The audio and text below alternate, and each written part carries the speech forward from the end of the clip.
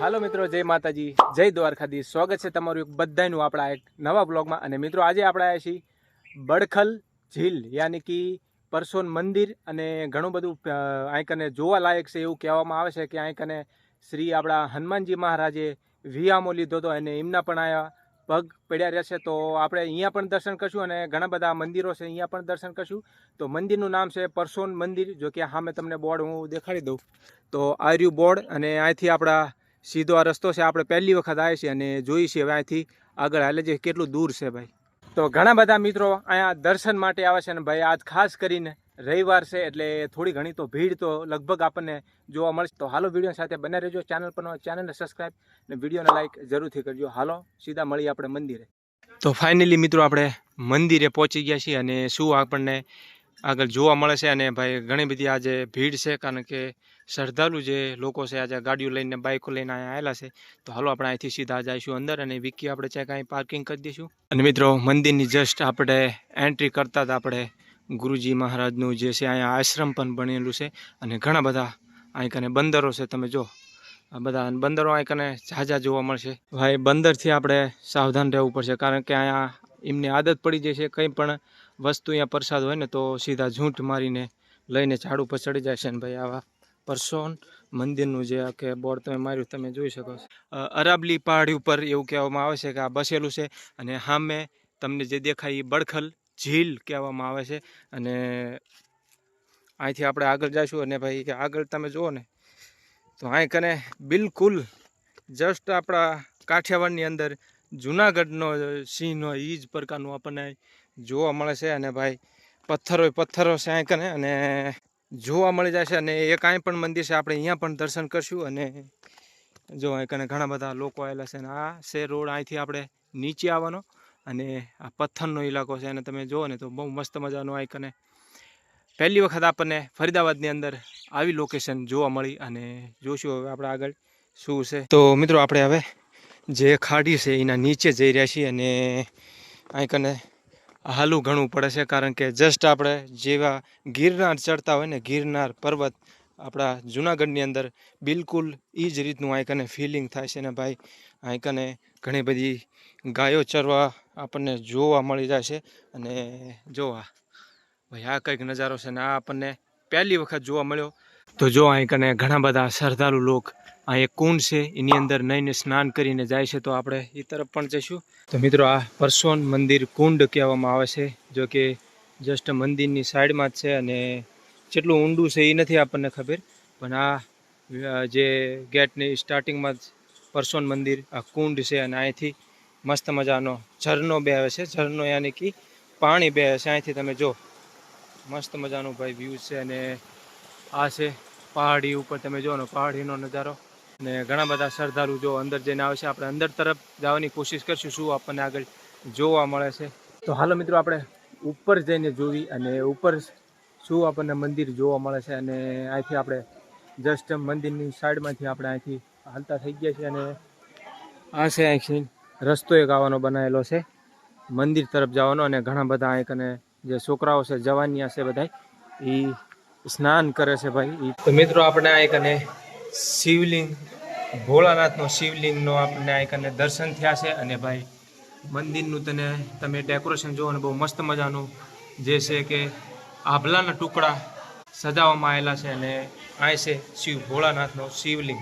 તો અમે પણ દર્શન કર્યા અને તમે પણ દર્શન કરો। અને જસ્ટ સાઈડમાં અહીં કને કુંડ છે ને ઘણા બધા અહીં કને મિત્રો સ્નાન કરે છે ને અહીંથી જઈશું આપણે ઉલી તરફ। તો આમાં કંઈક આ પ્રકારની ગુફા એક જોવા મળે છે ભાઈ, અને તમને ઉપરથી નજારો દેખાડ દો ને તો બહુ મોટી મોટી ચટ્ટાનું છે અહીં કને પહાડી ઇલાકો, આપણે જેમ ગિરનારના પર્વત ઉપર આવી ગયા ગિરનારના જંગલની અંદર આવી જાવ એ જ પ્રકારનું છે। અને ભાઈ અહીં પણ એક મંદિર છે, એ મંદિર લગભગ અત્યારે તો બંધ છે અહીંયા કને, અને આપણે હવે જ્યાં ઝાઝા લોકો જાય છે અહીંયા જવાની કોશિશ કરશું। અને શું આપણને જોવા મળે છે, એક સીડી અહીંથી પણ એક રસ્તો જાય છે અને એક નીચે સીમ પણ જાય છે। તો આપણે નીચેવાળા રસ્તા પરથી ઉપર જવાની કોશિશ કરશું અને ઉપરથી તમને વ્યૂઝ દેખાડવાની કોશિશ કરશું। અને ભાઈ જબરજસ્ત મોજ આવી જાય। હજુ તો અડધો જ વિડીયો બન્યો છે અને અહીંથી જવાનું છે આપણે ઉપર હજુ, અને ઉપર શું આપણને જોવા મળે છે વિડીયોની સાથે બનાવી રહેજો। અને અહીં તો મેં તમને શંકર ભગવાનના શિવલિંગના દર્શન કરી દીધા. મુહૂર્ત આપણે સ્ટાર્ટિંગમાં. તો હાલો આપણે અહીંથી સીધા હવે ઉપર જઈને ભાઈ પહાડી ઉપર તો મંદિર છે બનેલું, પણ ગરમી બહુ છે અને બફારો ઝાઝો થઈ રહ્યો છે. તો અહીં એવું કહેવામાં આવે છે કે અહીંયા સાવધાન રહેવાનું, કારણ કે અહીંયા કને લેપટ ઝાઝા જોવા મળ્યા છે. લેપટ અને જે ભેડિયા કે એ ઝાઝા જોવા મળ્યા છે અને 5:15નો સમય થઈ ગયો છે. તો જલ્દી આપણે ઉપર જઈએ અને વિડીયોની કરવી.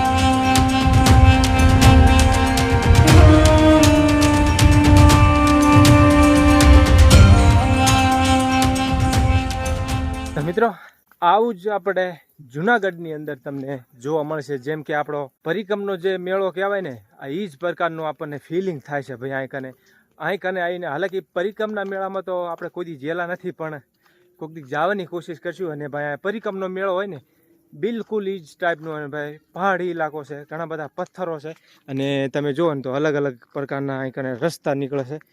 તો આ છે ભાઈ ઘેરું જંગલ કહેવું હોય ને તો કહેવાય. અને થોડો ઘણો હાંફ માટે લાગે છે, કારણ કે પહાડી ઇલાકો છે ને, એટલે પહાડ ઉપર આમ અલગ અલગ પ્રકારના રસ્તા છે ઉપર, જેમ આપણા ગિરનાર ઉપર ચડવીને એ જ પ્રકારનું બાકી ફિલિંગ આવે. તો હું ને પ્રકાશ આ બાજુ આવ્યા હતા ને ઓલા બાજુ તમને બધું કુંડ ને એવું દેખાડ્યું. અને હજુ એક આપણે શ્રી હનુમાનજી મહારાજના જે પગલાં છે એ હું તમને દેખાડવાની કોશિશ કરીશ. એ કે મને મંદિર મળ્યું નથી, પણ આપણે કોકને પૂછીને અને પછી અહીંયા કને આપણે વિડીયો બનાવશું. તો પ્રકાશ નીકળશું આપણે હવે?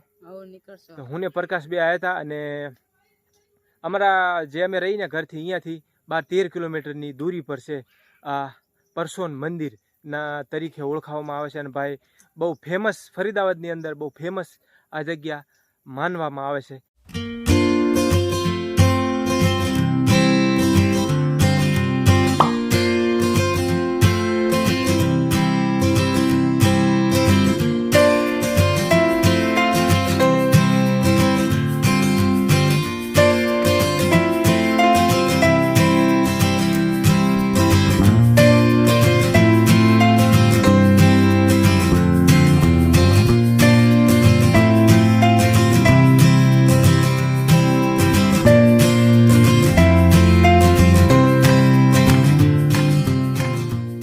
મિત્રો હાલો હવે આપણે જ્યાંથી જે રસ્તે આવ્યા એ રસ્તે આપણે પાછા નીકળીએ. અને પ્રકાશે તો કુંડમાં ભાઈ નહીં લીધું. ત્યાં પ્રકાશ મોજ આવી ગઈ.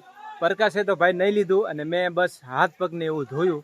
અને અહીંથી આપણે જઈએ હવે પાછા હનુમાનજી જે મહારાજનું જે મંદિર છે એ હું તમને દેખાડું. અહીંથી હવે જવી નીચે. અને મિત્રો અહીં પણ એક આપણને શિવલિંગ જોવા મળે છે ને શ્રી હનુમાનજી મહારાજની મૂર્તિ અહીં પણ એક, અને બીજા પણ ઘણા બધા ભગવાન છે, ગણેશજી છે.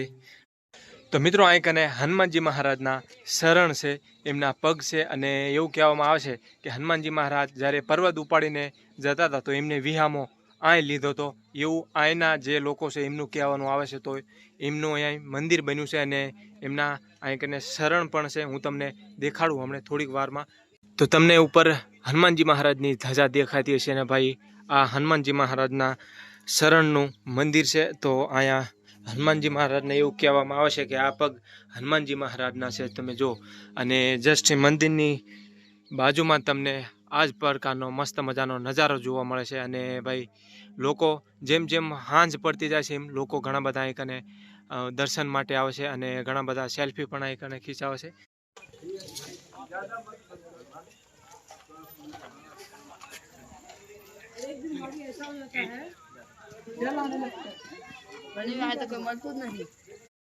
તો મિત્રો આ મંદિર અરાબલીની પહાડી ઉપર મોજૂદ છે, અને ભાઈ કંઈક આ પ્રકારનો નજારો છે, અને સનસેટ થઈ ગયો છે. અને તો જેટલું પણ કે આપણે આ વિડીયોમાં કવર કરવાનું, જેટલા પણ મંદિર હતા, કંઈક મંદિર રહી ગયા છે અને કંઈક મંદિર અંદર ઝાડીઓની અંદર દેખાણા નથી, પણ જેટલા પણ આપણને દેખાણા અમે પણ દર્શન કર્યા અને તમને પણ દર્શન કરાયા. તો મળીએ આપણે આગળના એક મસ્ત મજાના નવા બ્લોગમાં. અને દિલ્હીની તમામ વિડીયો જોવા માટે ચેનલને સબસ્ક્રાઈબ અને વિડીયોને લાઈક જરૂરથી કરજો. હાલો મળીએ આગળના એક નવા બ્લોગમાં. જય માતાજી, જય દ્વારકાધીશ.